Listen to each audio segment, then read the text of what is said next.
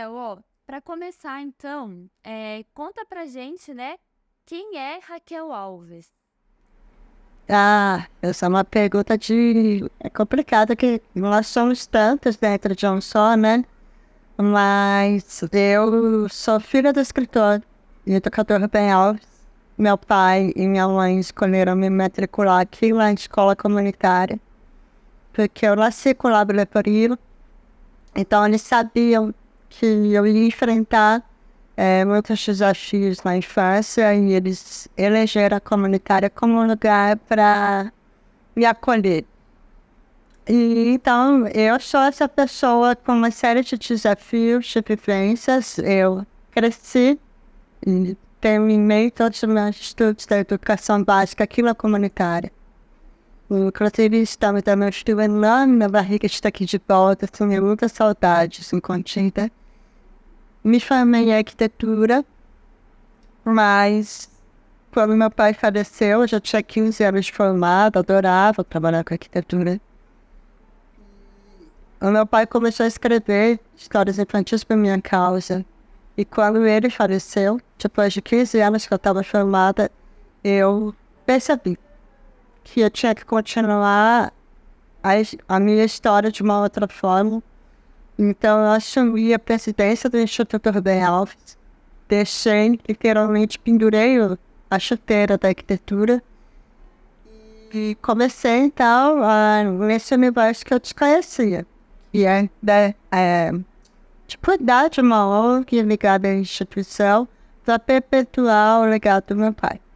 Fiquei nisso por 7 anos, mas nesses 7 anos, por essas forças misteriosas da vida, eu perdi visão. Por conta de um glaucoma que foi diagnosticado quando eu tinha 13 anos, estava aqui no humanitário. E se eu não tivesse tomado essa decisão, eu seria uma arquiteta desempregada. Mas eu tinha feito essa transição e descobri o lado meu de palestrante, de escritora, e vieram novos desafios, que foram esses desafios que me trouxeram aqui hoje. Aproveitando que você tocou aí no assunto, né, de ser uma ex-aluna aqui da escola, como que você se sente em voltar para cá hoje, né, e agora conversando com um público, né, aí, famílias, professores, funcionários, sobre um tema tão relevante quanto a tecnologia e a literatura e como equilibrar esses dois campos, né? Olha, como eu me sinto em voltar, é que a gente tem o presente para viver, mas dentro da gente, passado e futuro vivem juntos, né? Futuro na forma de sonho, passado na forma de saudade. E a comunitária agora está nesse lugar que mistura o passado, que é muita saudade, muita história, com o presente, que eu me sinto voltando, deixando um pouquinho de mim aqui, oferecendo um pouquinho de mim, de tudo que eu vivenciei aqui, porque isso que eu acredito da literatura foi uma construção vinda do meu pai, mas também vinda da comunitária. Vinda das vivências de bullying. Naquela época não tinha esse nome chique, era rejeição, mas isso é normal, né, entre crianças, é absolutamente aceitável. E isso me construiu enquanto ser humano, que ligado à compaixão, à empatia. E eu percebo que as histórias infantis, elas constroem esse universo interior de uma forma muito sólida e muito silenciosa, que as pessoas não se dão muito conta. Naquela época não tinha a tecnologia, né? Eu estava até comentando aqui um pouquinho antes com a equipe que eu sou do tempo do mimeógrafo, do tempo da primeira máquina de xerox, da comunitária. E a tecnologia hoje, ela é muito sedutora, ela é altamente, como que eu vou dizer, ela é sedutora, ela é estimulante, ela é hiperestimulante, essa era a palavra que eu estava procurando. E a literatura, ela não é. Mas a literatura, ela é aquela atividade que leva a gente para um pensamento duradouro, de longo prazo. E isso está caindo em desuso, as crianças estão desaprendendo a pensar por um tempo longo. Elas estão vivendo um mundo de TikTok, de Reels, tudo vai ser muito rápido. E eu tenho preguiça, o cérebro cansa, é verdade. Então, eu tenho essa expectativa de resgatar aqui nos tempos do que eu peguei aqui nessa vivência da comunitária, resgatar essa importância da gente manter a nossa linha de pensamento. A gente não é para chegar numa conclusão. Chegar na conclusão é o que menos interessa. O que mais interessa é a gente sustentar o nosso pensamento lógico, saber argumentar. E isso precisa de tempo. E a tecnologia, justamente por ser hiperestimulante, ela atrai as crianças para esse mundo muito rápido, onde tudo se troca. E as crianças vão se afastando desse hábito de pensar. Não sei se é o hábito, mas da prática de pensar. De pensar e descobrir o prazer, inclusive, de usar o cérebro, de descobrir coisas novas.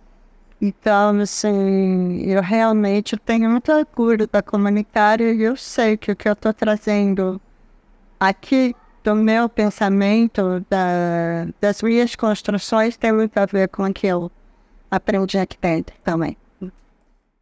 Raquel, e você também comentou, né, sobre a referência do seu pai, né, do escritor Rubem Alves, e a gente pode dizer, então, que ele foi a sua principal referência para entrar nesse seu caminho com a literatura, e especificamente pela literatura infantil? Sim e não. É que assim, eu acho que ele foi sim minha principal referência, porém não de uma relação direta. E o que é que eu chamaria de relação direta? Ele sugeria, escreve histórias, ele nunca fez isso, ele sempre me deixou livre para eu escolher meus caminhos. Mas o fato dele ter me apresentado a literatura, não só escrevendo histórias para mim, como lendo muito para mim, ficou essa coisa de ler é bom.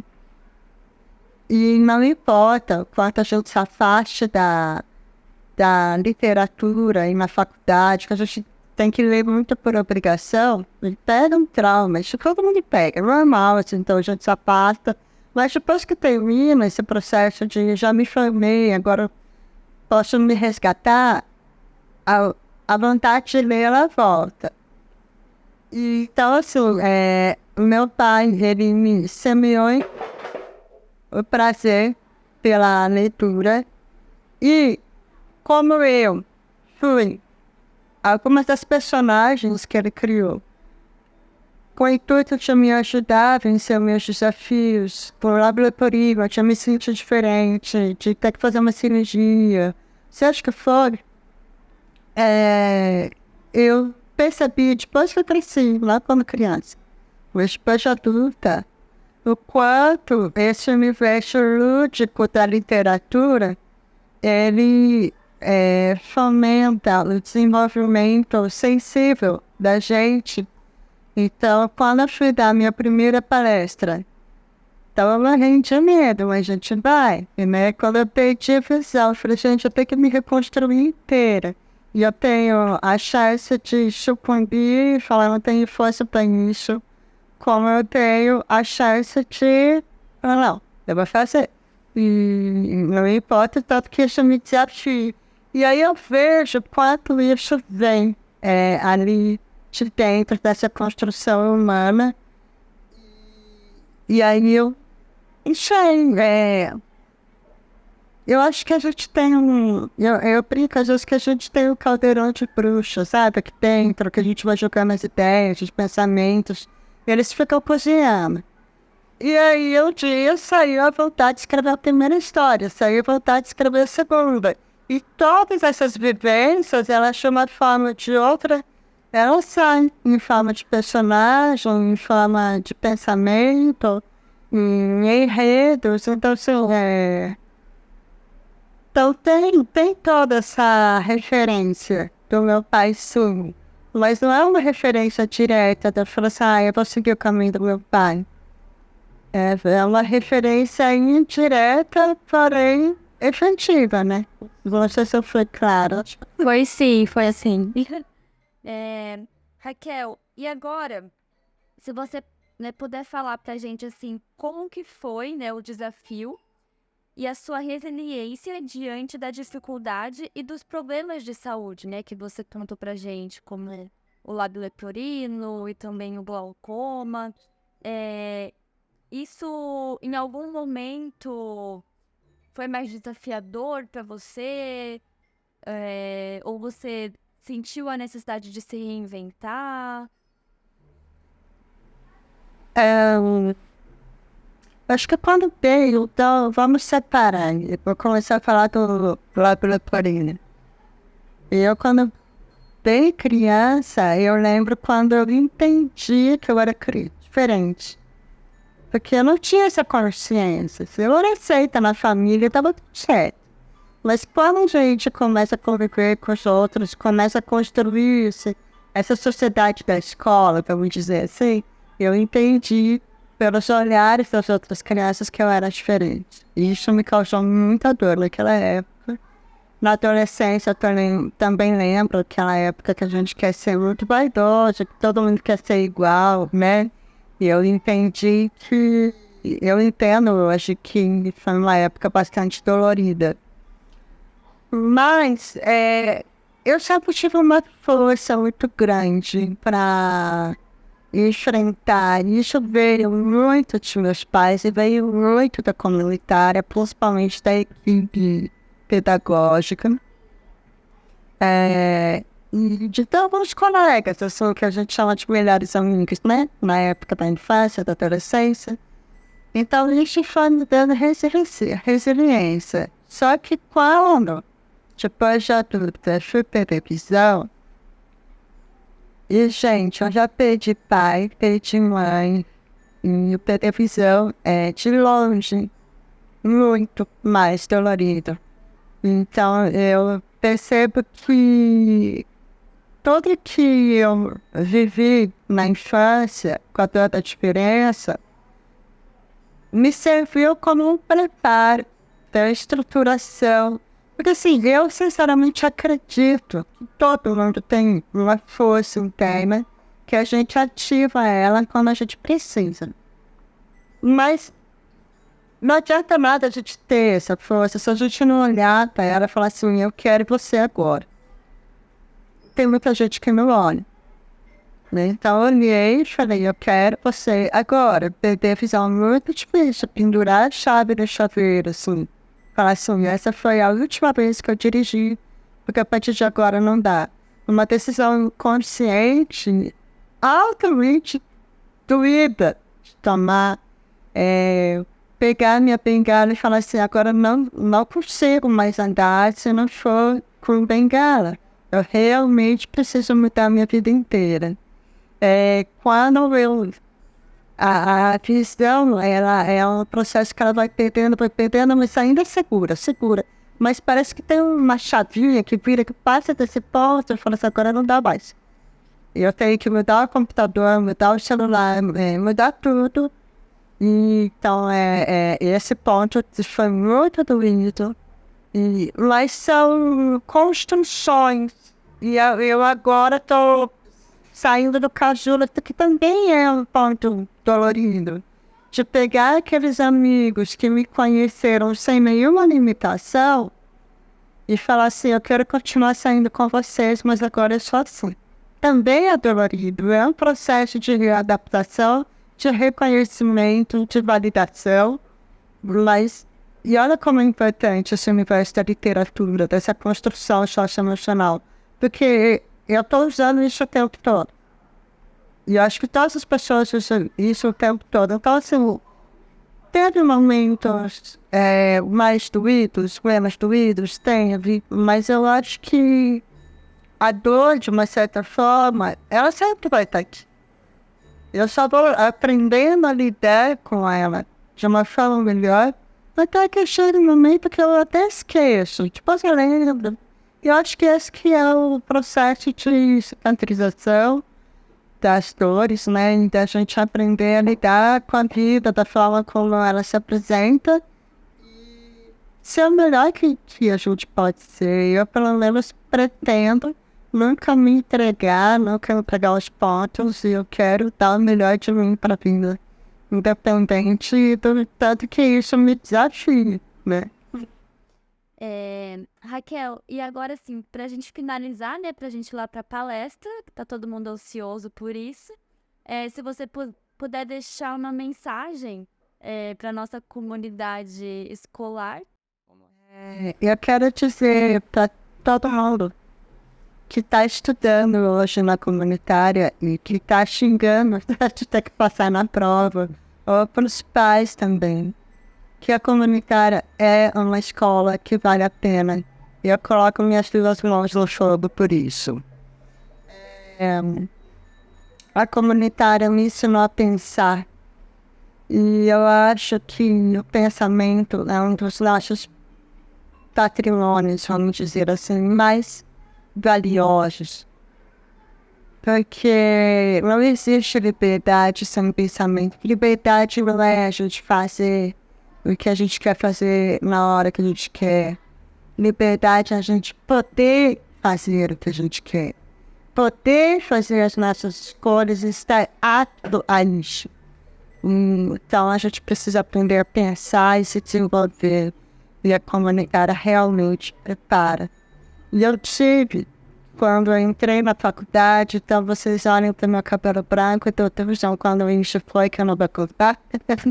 Mas eu cursei arquitetura. E eu estava, acho que no segundo ano. E da minha sala tinha mais 3 ou 4 alunos da comunitária. Eu fiz uma prova de História da Arquitetura Moderna, né? Isso vamos voltar no tempo para uma prova escrita à mão, tá? Então, o professor devolvia a prova escrita à mão.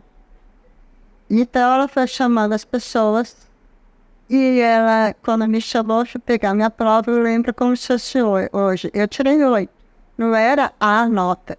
Era uma nota boa, mas não era a nota. Só que ela virou para mim e perguntou: você estudou na escola comunitária de Campinas? Que essa professora já sabia que eu era de Campinas, que faculdade tem gente de tudo quanto é lugar. Eu olhei para ela e falei: estudei. Mas por que você está me perguntando isso? Ela falou: dá para perceber pela sua prova, pelas suas respostas, pela sua forma de escrever, porque você responde o que está sendo perguntado. Então, gente, isso mostra como a comunitária realmente ensina a gente a pensar, ensina a gente a entender que encher firula não resolve nem na prova, nem na vida, nem em lugar nenhum. E eu acho que a gente poder ter a nossa liberdade de pensar, de fazer as coisas, de fazer nossas escolhas, é muito importante. Isso é o que faz a vida da gente valer a pena. Então, se estudem. Se esforcem, se estudem foi ótimo, né? Eu vou estragar tudo no final. Se esforcem, estudem, porque vale a pena. Vale a pena o prazer da gente ser aquilo que a gente é. E aquilo que a gente quer ser. Então é isso aí.